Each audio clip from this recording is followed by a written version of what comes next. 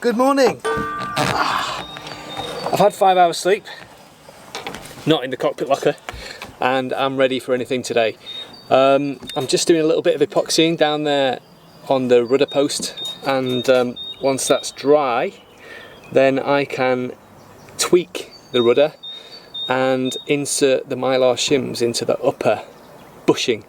Everybody calls them rudder bearings, and you know, I tend to do that too just because everybody else does, but I actually prefer the term rudder bushings because to me they're bushings, not bearings.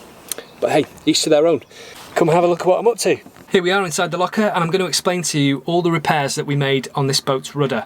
When we bought it, the rudder was almost useless. It had about 10 centimetres of play at the bottom of the rudder, so it was shot, and rudders are obviously very important. Rudder repairs are very expensive, and this could be very useful information for you one day. So before I start, let me explain how the steering system on this boat works. We have a steering wheel that moves a push-pull rod, which acts upon the steering quadrant, which then rotates the rudder shaft and turns the rudder left and right. There is also a second steering quadrant, which isn't fitted right now, which goes here. That is connected to the autopilot. The rudder shaft runs through an upper bushing, which is here, and a lower bushing, which is right down there. We can't see it from here. You've then got a rudder post, which runs up from the bottom of the boat up to here. And this is way above the water line, but if you're in big seas then you can have seawater coming up through here, and hence there is a seal to stop that from happening. This is a new seal. So here's our rudder. Inside the forward part of the rudder, running down here, you've got a solid stainless steel shaft, and then welded to that you have an armature, stainless steel again, and then the fiberglass is built around that. When we bought the boat, you could move it like this. And it was so bad that I thought the problem was the armature. But on closer inspection, it was only wear in this bush. So rather than have a new bush manufactured, I was able to repair the one that was already there. And this is how I did that. First of all, you have to remove the rudder, and because I didn't want to pay for a lift, I had to dig a hole in the ground because it drops out that way and then that way. So that wasn't very easy because the ground here is quite rocky, and also we have a big lump of Victorian brickwork right in the way, so I had to use wooden levers to move things out of the way. It was a pain in the neck, but I got there in the end. Once I'd done that, I cleaned up the rudder shaft with emery paper and inspected it. There was a little bit of pitting corrosion on there, but as a percentage of the surface area it was negligible, so I wasn't too concerned about that. Then I applied massive amounts of car polish to the rudder shaft to act as a release agent. Then I reinstalled the rudder, and then I drilled 3 holes, 1, 2 and 1 round the other side, into the bushing, and I injected a mixture of epoxy and graphite. Once that was set, I applied lots of force to the rudder and the adhesion broke in one bang. Then we had zero play between the rudder bushing, the lower bushing, and the rudder shaft. All we were left with then was a little bit of play in the bottom of the rudder, which I'll show you now. And that play was caused by wear in this upper bushing up here. Now before I talk about how I fix that, let's have a quick look at how this is retained.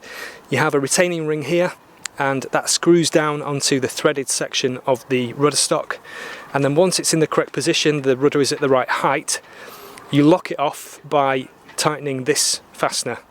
That compresses the two sides of the retaining ring together. They act upon the threaded section, and that means it's locked, and as the rudder turns, this also turns and it doesn't unscrew itself. I ordered some mylar film, which is this stuff. This is 125 micron thick. You can get it in all different thicknesses, and this cost £1.99 including shipping, so that's $3. I cut that into strips and inserted them into the gap between the rudder stock and the upper bushing. They're now in place. I've seen that there is no play left, so because they're longer than the bushing, I'm going to be able to secure these underneath so that they rotate with the rudder stock and they stay in place indefinitely. This mylar is very hard wearing and it should last an extremely long time. However, if it ever needs shimming again, I can do this same job again even with the boat in the water. So the end result of that work is this. There's no play at all in there. The only movement there is just from the rudder flexing. So I'm extremely happy with how that's gone. It was an enjoyable job, to be honest. And another bit of great news is on my to-do list was to make an emergency tiller to fit onto this square section for emergency use. And while I was digging out a locker yesterday, I found this. This means that if our steering should ever fail for whatever reason, we can put this on top of the rudder stock and use it as a tiller. Ciao tutti, that means hello everybody. Today, this morning, me and Emma have been busy doing the normal things. Just like getting washed, washing machine, cleaning, cooking. I'm basically a boat wise. Can you say it? Boat wise. Boat wife. Boat wise. Well, I'm actually wise as well. But yeah, so now we just had lunch. Emma was taking a nap and she woke up probably 10 minutes ago. And now she's gonna do some reading. Yeah, we're gonna have Dada. We're gonna have a 60-second reading break. Aren't we, Emma? You ready? So this is called Big and Little, and you've never seen it before, have you? This one's a new one. Ready? Horse and foal. You want to do it, don't you? Hen and chick. Emma, sei tu amore? Sì, sei tu. Guarda. Sei tu. Bella Lemma. Bella.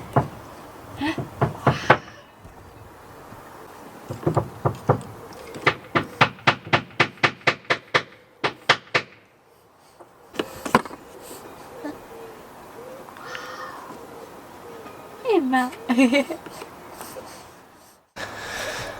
Hello, hope you can see me here. It's pretty dark. It's gone after 9 o'clock at night and I'm just on my way to the shower, so I thought I'd take you with me to save some time. Today has gone quite well. The rudder is all good. However, there's one slight issue with it and I'd actually like to ask your...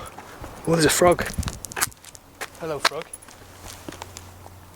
Cool. Yeah, I'd like to ask your advice about it actually.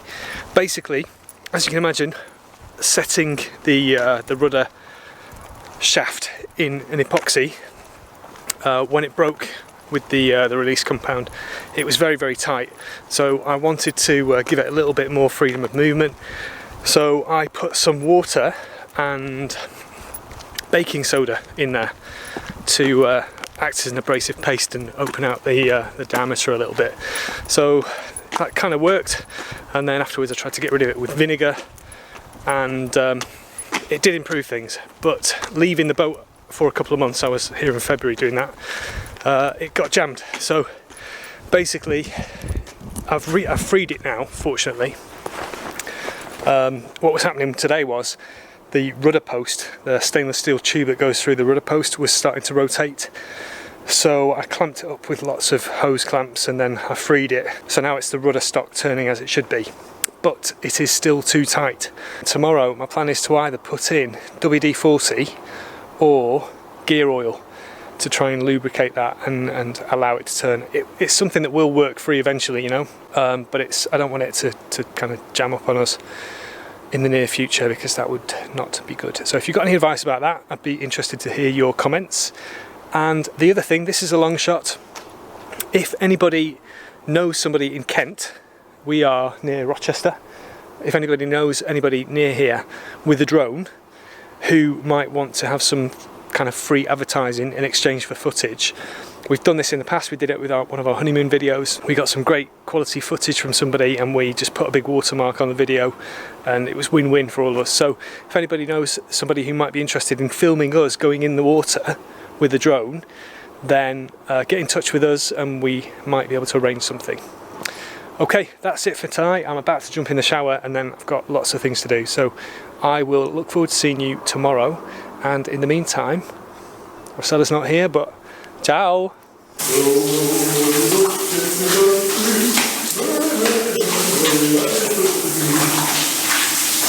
Thank you very much to all our patrons. Thank you.